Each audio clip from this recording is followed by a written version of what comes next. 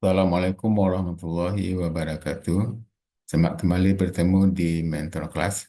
Kita akan membahas panduan ringkas penulisan skripsi ditujukan kepada mahasiswa yang sudah melakukan penelitian bidang pendidikan. Sistematika dari skripsi adalah dimulai dari bagian awal sebagaimana yang dilihat di sini. Ini yang terlengkapi, namun demikian tergantung kepada aturan penulisan skripsi di lembaga masing-masing.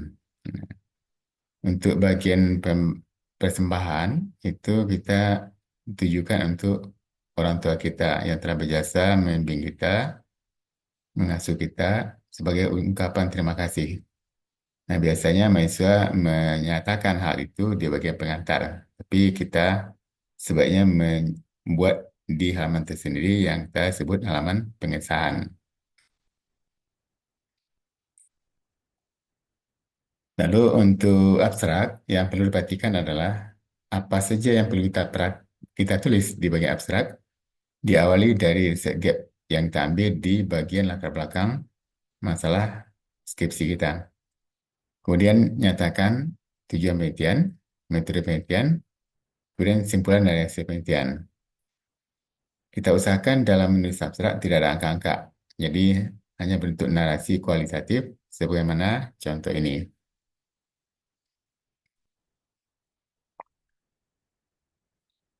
Selanjutnya kata pengantar. Apa yang kita buat di kata pengantar?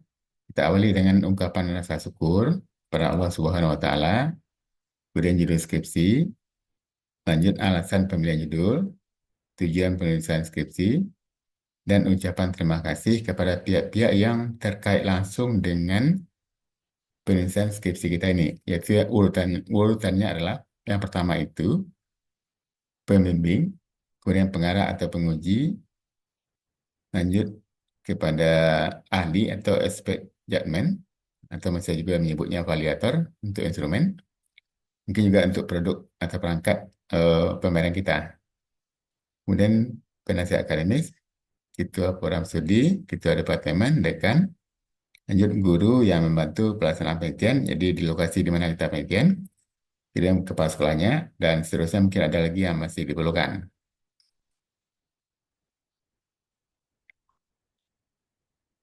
Sekarang kita coba membahas bagian isi. Bagian isi itu terdiri dari 5 bab, yaitu pendahuluan, kajian teori, metode penelitian, hasil dan pembahasan, kesimpulan dan saran, terakhir daftar referensi.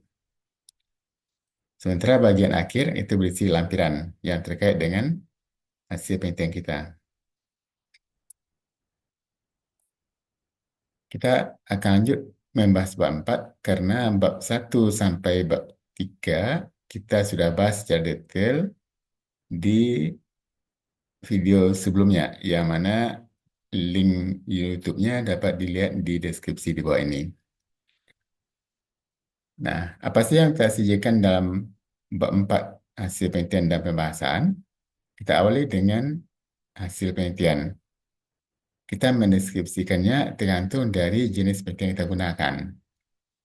Nah, misalnya kita penelitian kuantitatif, penelitian eksperimen. Di situ ada uji hipotesis. Maka di bagian hasil kita bagi dua subbab, yaitu bagian deskripsi data dan bagian uji hipotesis. Nah, untuk deskripsi data, apa yang kita sajikan? Kita tulis semua hasil olahan, bukan data mentah ya. Jadi semua hasil olahan dari statistik yang kita gunakan. Apakah kita gunakan secara manual, digunakan dengan aplikasi, katakanlah SPSS.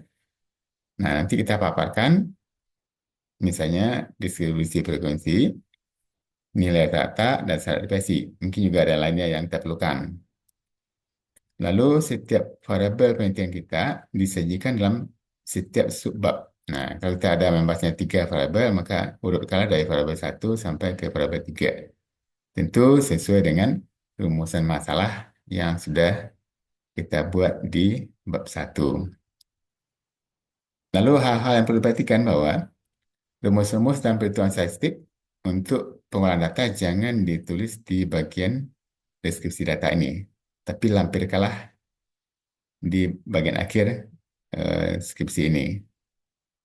Kemudian juga perlu diperhatikan data hasil penelitian yang sudah disajikan dalam bentuk tabel, jangan diulang lagi dalam bentuk grafik. Karena kita sering melihat di skripsi mahasiswa, data yang sama disajikan dalam bentuk tabel, kemudian di bawahnya diikuti dengan grafik. Itu tidak boleh. Tapi kalau datanya berbeda, dipersilakan. Selanjutnya yang perlu kita perhatikan dalam memaparkan deskripsi data adalah angka-angka dalam tabel itu jangan diulang lagi menulisnya. Nah, kita juga bisa melihat setelah tabel atau sebelum tabel dinyatakan lagi, ditulis lagi itu dengan beberapa kalimat angka-angka yang ada dalam tabel itu tidak boleh. Kita boleh memaknai tabel itu apa maksud angka-angka tersebut. Nah, itu silakan. Seperti apa kecenderungan data yang ada, kita perlu bahas itu. Tapi tidak boleh menulis ulang angka-angka yang sudah ada di dalam tabel. Kemudian juga yang perlu yang perhatikan yang sering dilupakan oleh mahasiswa dalam skripsinya yaitu kalau ada gambar atau grafik, sering lupa menulis nama sumbu vertikal dan horizontalnya. Nah, ini perlu diperhatikan, jangan terlupa. Bagian kedua yaitu pengujian hipotesis. Nah, ini sama halnya dengan penyajian deskripsi data.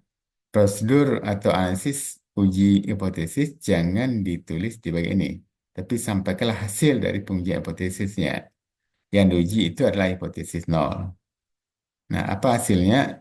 Bagaimana apakah hipotesis nol ditolak atau diterima? Nah, ini dipaparkan sini dengan jelas dan ringkas.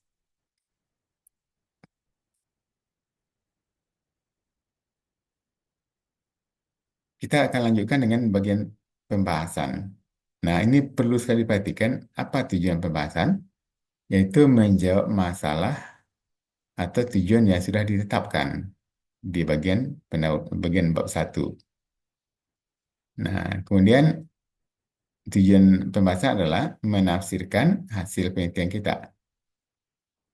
Selanjutnya, di bagian akhir pembahasan, kita menjelaskan keterbatasan penelitian kita ini. Sehingga orang paham, berlakunya atau simpulan dari penelitian kita hanya berlaku untuk batasan-batasan tertentu. Gitu. Selanjutnya, yang perlu diperhatikan bahwa pembahasan itu disajikan dalam bentuk narasi kualitatif. Karena kita temukan di bagian pembahasan skripsi juga ada angka-angka, ada gambar, tabel, dan semacamnya. Itu tidak boleh. Tapi narasikanlah hasil penelitian kita dalam bentuk kualitatif, kemudian langsung dibahas. Kenapa temuan kita seperti itu? Nah, pembahasan itu menggunakan referensi yang relevan, bersumber dari Jurnal Nasional Terakreditasi Sinta, upayakan Sinta 1 dan Sinta 2. Kemudian bisa ditambah dengan Jurnal Internasional Terindeks Scopus. Jangka waktunya itu 5 tahun terakhir. Nah, jumlahnya minimum 20 artikel untuk pembahasan ini. Nah, perlu disampaikan bahwa menulis hasil-hasil penelitian yang dapat ini itu jangan seperti di kajian teori yang merupakan kumpulan dari penelitian relevan. Nah, ini kurang tepat. Maka pembahasan itu teknisnya adalah katakan kita memiliki ada 3 variabel yang hasil penelitian kita. Nah, variabel pertama, kenapa seperti itu temuan kita? Langsung dibahas dengan teori atau artikel jurnal yang relevan. Demikian juga bagian kedua dan seterusnya. Ini hal-hal yang perlu kita perhatikan. Jangan terkesan kajian teori ataupun jangan terkesan teori-teori ataupun artikel yang relevan seperti kumpulan teori, bukan. Lalu, jika ada kasus hipotesis yang kita ajukan HA ditolak atau H0 diterima, ini perlu penjelasan lebih lanjut. Ada apa? Eh, Hipotesis yang kita ajukan itu ditolak. Nah, apa penyebabnya? Antara lain adalah faktor meteorologis dan faktor non-meteorologis. Nah, non-meteorologis ini kaitannya dengan variabel-variabel lain yang mungkin berpengaruh. Nah, kesalahan meteorologis adalah mungkin instrumennya tidak valid atau kurang valid. Nah, jadi hal-hal ini yang perlu kita cermati. eh, Kenapa hipotesis yang kita ajukan itu HA-nya ditolak. Ini apa gunanya? Supaya orang bisa paham kenapa temuan kita seperti itu. Jadi jangan menyimpulkan karena manusia sedang mengatakan, oh ini gagal penelitian saya. Tidak. Penelitian tidak gagal, apapun yang terjadi, asal kita lakukan dengan benar dan jujur, itu penelitiannya adalah oke. Lalu ini juga sebagai dasar pijakan bagi kita, kalau kita ingin nanti mengajukan saran ya, jadi kita tambahkan itu sebagai bagian dari keterbatasan penelitian kita, sehingga nanti kita menyarankan untuk peneliti selanjutnya sesuai dengan untuk mengatasi keterbatasan yang kita alami pada saat penelitian ini. Itu tujuannya. Ini contoh pembahasan hasil penelitian. Banyak kita temukan di skripsi, narasi yang membahas hasil penelitian itu, mahasiswa selalu mengatakan hasil penelitian ini sejalan dengan penelitian si A, si B, si C, si D, dan seterusnya. Itu pembahasan yang kurang baik. Apa susahnya mengatakan sejalan atau tidak sejalan? Maka bahaslah sesuai dengan hasil penelitian kita, dengan penelitian-penelitian orang lain yang terdahulu dalam referensi 5 tahun terakhir. Nah, ini contohnya.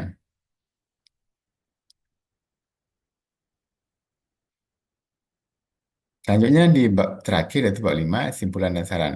Nah, untuk sebab simpulan ini perlu diperhatikan ya, penyajiannya itu kita sering juga temukan di simpulan itu juga disampaikan tujuan penelitian adalah nah, itu bukan tujuan itu bukan simpulan atau ada yang buatkan metode penelitian. Nah, penelitian ini menggunakan metode eksperimen. Itu bukan hasil penelitian. Jadi yang disebutkan itu adalah hasil penelitian dan pembahasan. Kalau dirasa penting, pembahasan silakan masuk. Kalau tidak, ya simpulan dari hasil saja. Kemudian urutkan sesuai dengan urutan tujuan penelitian. Nah, jangan kacau letaknya. Tujuan penelitian pertama apa, itu hasil pembahasannya. Kedua apa, dan seterusnya. Dan upayakan dalam bentuk narasi kualitatif berupa paragraf. Juga di sini tidak boleh ada angka-angka. Lebih baik berupa paragraf daripada poin-poin ya, atau pointer. Ini yang perlu diperhatikan kalau kita membuat kesimpulan dari hasil penelitian kita. Bagian akhir di bab 5 ini yaitu saran. Nah, saran ini harus mengacu kepada hasil penelitian kita, juga bisa kepada pembahasan kita. Nah, jangan menyarankan hal-hal yang tidak kita teliti. Itu apa dasar kita menyarankan? Karena kita mengajukan saran ini harus terkait langsung apa temuan kita. Tadi sudah dijelaskan apa kelemahannya yang belum mampu kita laksanakan di saat penelitian ini, kita ajukan kepada peneliti berikutnya. Nah, saran juga bisa ditujukan kepada siswa, guru sekolah, dan peneliti lainnya untuk melaksanakan ya. Misalnya kita menemukan sebuah hasil penelitian kita, katakanlah itu berupa e-modul yang sudah valid, praktis, dan dan efektif misalnya kan. Kita harapkan bisa eh, pihak sekolah atau guru dan siswa menggunakannya. Nah, itu kira saran kita. Jadi saran itu harus konkret dan mudah dilaksanakan oleh orang. Orang tidak memiliki kesulitan dalam melaksanakan saran kita. Nah, ini data referensi yang perlu kita cermati menggunakan APA style minimum 80% dari artikel jurnal nasional maupun internasional 5 tahun terakhir. Gaya menulisnya itu APA, sebagaimana contoh ini. Nah, selanjutnya bagian lampiran merupakan bagian akhir dari skripsi kita. Nah, apa yang kita perlu lampirkan? Antara lain seperti ini. Mulai di data, hasil uji coba instrumen, data penelitian, hasil analisis data uji coba, hasil analisis data penelitian, ya bisa langsung output dari SPSS, misalnya bisa langsung kita lampirkan. Kemudian instrumen penelitian, lalu berbagai surat-surat ya, misalnya surat izin, surat keterangan melaksanakan penelitian, mungkin juga ada surat-surat lainnya. Yang penting perlu ditambahkan yaitu foto atau link video. Malah sebaiknya link video pelaksanaan penelitian. Sehingga eh, pembimbing kita yakin betul bahwa kita melaksanakan penelitiannya. Ini rangka tujuan itu.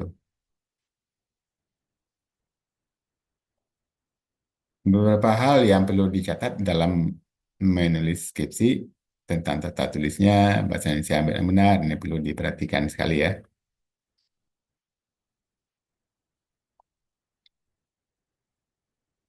Demikianlah untuk sajian eh, penyajian ringkas dari skripsi ini. Semoga dapat membantu mahasiswa yang saat ini sedang menulis skripsinya, nanti setelah penelitian, siap-siap untuk maju ujian. Mudah-mudahan dapat memberikan petunjuk yang bermanfaat bagi mahasiswa semuanya. Semoga sukses dalam menulis skripsinya dan juga berhasil di ujiannya, berhasil mempertahankan karyanya. Demikian saja, terima kasih atas perhatian mahasiswa semuanya dan semua yang menyaksikan video ini. Terima kasih banyak. Assalamualaikum warahmatullahi wabarakatuh.